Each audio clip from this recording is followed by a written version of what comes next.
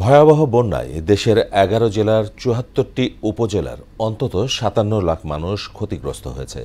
খাদ্য, বাসস্থান ও সুপেয় পানির সংকটে মানবেতর দিন কাটাচ্ছেন তারা। নদ নদীর পানি কমতে শুরু করায় ফেনীতে বন্যা পরিস্থিতির কিছুটা উন্নতি হলেও কুমিল্লা, নোয়াখালী ও লক্ষ্মীপুরে অবনতি হয়েছে। বন্যায় এখন পর্যন্ত ২৩ জনের মৃত্যুর খবর পাওয়া গেছে। দুর্গত এলাকায় সরকারি বেসরকারি পর্যায়ে ত্রাণ বিতরণ অব্যাহত থাকলেও তা প্রয়োজনের তুলনায় অপ্রতুল। প্রতিনিধিদের তথ্য আরও জানাচ্ছেন আফরিন পপি। ফেনীতে বন্যা পরিস্থিতি কিছুটা উন্নতির দিকে। জেলায় বন্যায় আক্রান্ত হয়েছে ৮.৫ লক্ষাধিক মানুষ। এখন পর্যন্ত ১২ জনের মৃত্যু হয়েছে।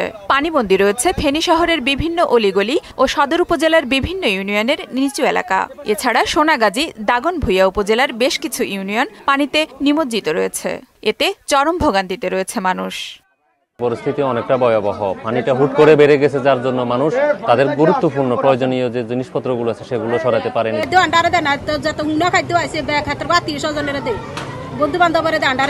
আমাদের নিস্তালের বাসার কোনো মালামাল বার করতে পারি নাই। আমাদের যত প্রকারের মালামাল ছিল সবকিছু ধ্বংস হয়ে গেছে। নোয়াখালীতে বৃষ্টির কারণে বন্যার পানি বাড়ছে। জেলার ৮টি উপজেলায় পানিবন্দী প্রায় কয়েক লাখ মানুষ। এর মধ্যে সহস্রাধিক আশ্রয় কেন্দ্রে অবস্থান নিয়েছে লক্ষাধিক মানুষ।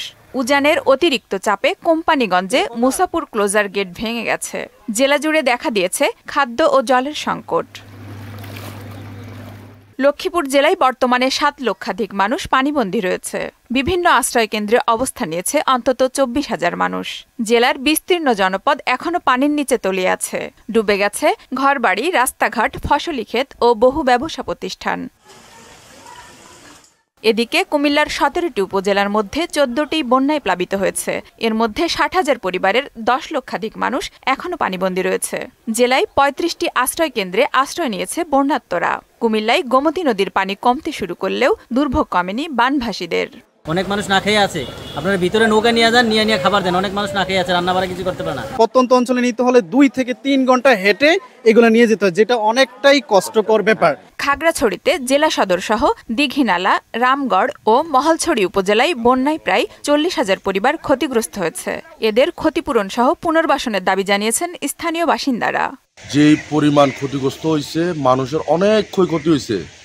বাড়ি ঘর দুয়ার, মানুষের গরু ছাগল। আমার এখানে একটা ঘর ছিল, ঘরটা একদম টিন টুন সব চলে গেছে, কিচ্ছু নাই, ঘরের মাল একটা সব চলে গেছে। যদি সরকার কোনো রকম সাহায্য হইলে কোনো রকম কাটতে উঠতে পারবে। চাঁদপুরে বন্যায় পানিবন্দী রয়েছে ১.৫ লক্ষাধিক মানুষ। ইতিমধ্যেই উপজেলার অনেক রাস্তাঘাট ও ঘরবাড়ি পানির নিচে তলিয়ে গেছে। প্রতিদিনই বাড়ছে আশ্রয় কেন্দ্রে ঠাঁই নেওয়া পরিবারের সংখ্যা। অন্যদিকে বন্যার্তদের উদ্ধার, চিকিৎসা সেবা ও ত্রাণ সহায়তার কাজ করছে সেনাবাহিনী, নৌবাহিনী, কোস্টগার্ড, বিজিবি, পুলিশ ও প্রশাসন সহ বিভিন্ন সংগঠন। আফরিন পপি, মোহনা সংবাদ।